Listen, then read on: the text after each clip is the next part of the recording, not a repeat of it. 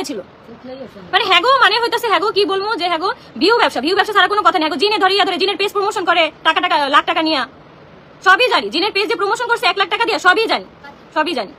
Just কোনো কিছু বলতে চাই না। এখন আবার নতুন নাটক কি আজকে দিশা আমাকে ফোন করে বলে যে পাশের বাসার মহিলাই হচ্ছে আমাদের সংসার কি ভাঙছে, উনি হচ্ছে আমাদের ইয়া করছে, কি বলে ব্ল্যাক ম্যাজিক করছে বলে পাশের বাসার মহিলা আমাদের সংসার আগে ভালো ছিল।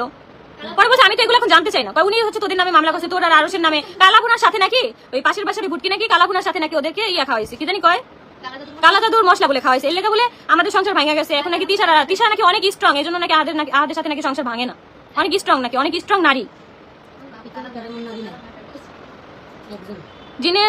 জিনের নাটক নিয়ে আপনারা তারাইছে, এখন দয়ালু সাজছে।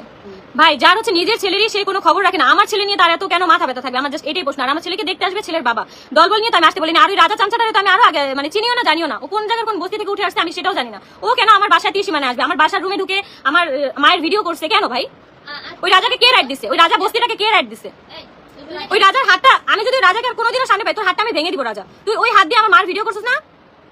মানে কোনো কারো সম্মান এদের কাছে নাই, এরা হচ্ছে একদম নিকৃষ্ট একটা জানোয়ার আছে না, জানোয়ারের থেকে খারাপ। জানোয়ার হচ্ছে একটা পশু, জানোয়ারের থেকে হচ্ছে খারাপ, একদম নিকৃষ্ট। মানে কোনো ক্লাস নাই, লেভেল নাই, প্রতিনিয়ত আমার নিয়ে খুঁজাইতেছে, প্রতিনিয়ত। আমি বাসা চেঞ্জ করি নাকি আমি আইফোন কিনি, এটা একান্তই আমার ম্যাটার, আমি করতেছি, এটা একান্তই আমার ব্যক্তিগত ব্যাপার। কেন তোদের ব্যাপারে কি আমি কোনো কিছুতে নাক গলাই? তোরা কেন আমাকে নিয়ে পড়ে থাকিস এমন শেষরা থার্ড ক্লাসের মতন? আমাকে নিয়ে কেন এত পড়ে থাকতে হয়? আমি তো যাবো না, আমি তো ডিরেক্ট মানা করে দিয়েছি। এই অনলাইনেও বলি, এই আপনাদের কাছে আমি হাত জোর করে অনুরোধ করি, আমি এই আহাদের সংসার আমি কোনোদিনও করবো না। কিন্তু এই আহাদ আমাকে নেওয়ার জন্য আমার মার পায়ে ধরে, এই তিশা হচ্ছে আমার অ্যাডভোকেটের পায়ে ধরে, আমার পায়ে ধরে। আমি এই আহাদের সংসার কোনোদিনও করতে চাই না। আপনাদের কাছে আমি খালি হাত জোর করি, আপনারা প্লিজ আমাকে একটু সাহায্য করেন। মানে আমি আহাদের সংসার করতে চাই না, কিন্তু আমাকে নেওয়ার জন্য তারা প্রতিনিয়ত পড়ে আছে। আমাকে নিয়ে যেতে হবে। আমার একটা বাচ্চা আছে, ঠিক আছে, বাচ্চার ভরণ পোষণ দেওয়া, বাচ্চাকে দেখে যাওয়া সবসময় আমার কোনো সমস্যা নেই। আর মানে ওরা কি ভিডিওতে মানে কি দেখে না যে এত মানুষ যে গালাগালি করে কোন চেহারা নিয়ে ভিডিওতে? মানে মানুষ অতিষ্ঠ হয়ে গেছে টোটাল একটা কথা বলতে গেলে। আমার কোনো ভিডিওতে কোনো খারাপ কোনো কিছু নাই, কিন্তু ওদের ভিডিওতে সব পাবা আমাকে নিয়ে খোঁচা মারা কথা, আমাকে নিয়ে কন্টেন্ট। কেন ভাই আমাকে নিয়ে এত পড়ে থাকতে হবে কেন? তোমাদের নিজেদের কোনো কিছু নাই, নিজেদের দেখাও কোনো কিছু।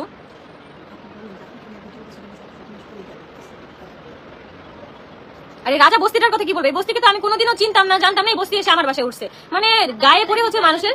হ্যাঁ ও তার বউয়ের সাথে আমি ব্রাইডাল শুট করতে চাইছি, তোর বউকে তো কেউ ব্রাইডাল শুটে নেয়ই না, দেখোস না? আর আমাকে নেওয়ার জন্য পারাপারি লেগে যায় এক একজনের। মানে কি বলবো ভাই, মানে একজনের পিছিয়ে এদের পড়েই থাকতে হয়। আমি তাদের কোনো কিছুতে থাকি না, তারপরে আমাকে নিয়ে অলওয়েজ পড়ে থাকে। আমাকে নিয়ে মানে আমাকে ছাড়া ভিউ হয় না, আমাকে ছাড়া ভিউ ডাউন। এখন পর্যন্ত আমার যে পার্সোনাল প্রিভিয়াস ভিডিওগুলো আছে, সেই ভিডিওগুলো থেকেও ইনকাম আসতেছে, সেই ভিডিওগুলোর ইনকামও তোরা খাইতেছিস। তোদের বিন্দু মাত্র লজ্জা থাকা উচিত যে আখির ভিডিওগুলো এখন আমাদের পেজে আছে, সেই ভিডিওগুলো থেকে যে ইনকাম আসতেছে সেগুলো আমরা সবাই মিল্লা জিল্লা খাইতেছি। এতটুকু লজ্জাও নেই। আমার ইনকাম এখনো তোরা খাচ্ছিস, মরার আগ পর্যন্ত তোদের আমার ইনকামই খাইতে হইবে। জাস্ট এতটুকুই বললাম যে আমার আম্মুর সাথে যা করা হয়েছে সবকিছুই খারাপ হয়েছে। আমার আম্মু হচ্ছে একটা ভদ্র মানুষ, ভদ্র মহিলা। মানুষের বাচ্চা দেখে তোর গায়ে হাত তুলে নেই, না তো তোর হাতটা ভাঙ্গা তোর পিছন দেবরা দিত, বুঝছস? খালি এতটুকু করে রাখলাম। আর ভুলেও কোনোদিন আমার সামনে পড়িস না, ভুলেও হাত কোনোদিন আমার সামনে তুই পড়িস না। জাস্ট এতটুকু বললাম। আমি এখন লাইভ আসছি না, এখন ওই কুত্তার মতন কেউ করতে অনেকেই লাইভ আসবে। জাস্ট এতটুকু ক্লিয়ার করে দিলাম যে আমার বাচ্চাকে ওরা নিয়ে যেতে আসছিল একদম গাড়ি পর্যন্ত। আমাদের বাসা হচ্ছে 7 তলায়, এই 7 তলা থেকে হচ্ছে আমার বাচ্চাকে জোর করে হচ্ছে হাত নিয়ে গেছে গাড়িতে নেওয়ার পরে গাড়িওয়ালা মামাকে বলে যে আপনি জোরে টান দেন। তখন হচ্ছে আমার আম্মু আস্তে আস্তে নামতে হচ্ছে, তখন আম্মু তো পিছিয়ে গেছে, আম্মু লগে গেছে, কিন্তু আম্মু হচ্ছে পিছে ছিল, আম্মু হচ্ছে আমাদের পিছে ছিল। তো হচ্ছে আম্মু আবার ড্রাইভারকে বলতেছে যে তুই যদি এখন গাড়ি চালাস তোকে একটা থাপ্পড় মারবো। তারপরে হচ্ছে আয়াসকে হচ্ছে নিয়ে আসছে, আর আমাদের বাসার মানুষও সব হচ্ছে রাস্তায় নেমে গেছিল। তারপরে প্রত্যেকটা এলাকায় আমাদের মানুষগুলো দেখছে যে প্রত্যেকটা মানুষ দেখছে যে আজকে কি কাহিনী করছে, কিন্তু ঘরের মধ্যে যে কি করছে সেটা তো আর দেখেনি।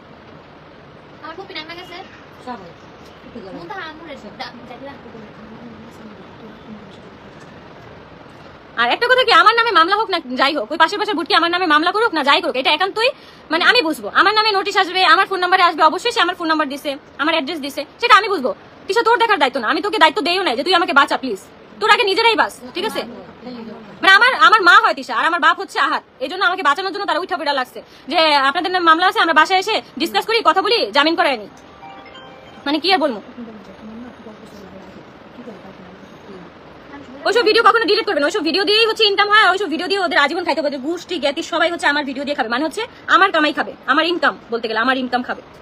তাও যদি এদের লজ্জা হইতো।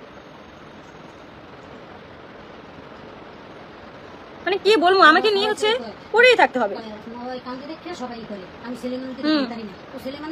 ছেলে মানুষ কানতে পারে না, ওইয়া ও যদি আজকে যদি আমার সামনে পড়তো ওর খবরই আসিল। ওর বাপ মানুষটা ভালো, ওর বাপ, ওর মা, ওর বোন সবাই হচ্ছে আমাকে ফোন দিয়ে প্রতিনিয়ত কথা বলে, আয়েশের সাথে কথা বলে। আমি যদি এতই খারাপ হইতাম তারা কখনোই আমার সাথে কথা বলতো না। মানে তারা হচ্ছে নিজেই বলে যে আমি বাপ হিসাবে লজ্জিত, আর কোনো কিছু বলে নেই। মাত্র আমার সাথে ফোনে কথা হয়েছে,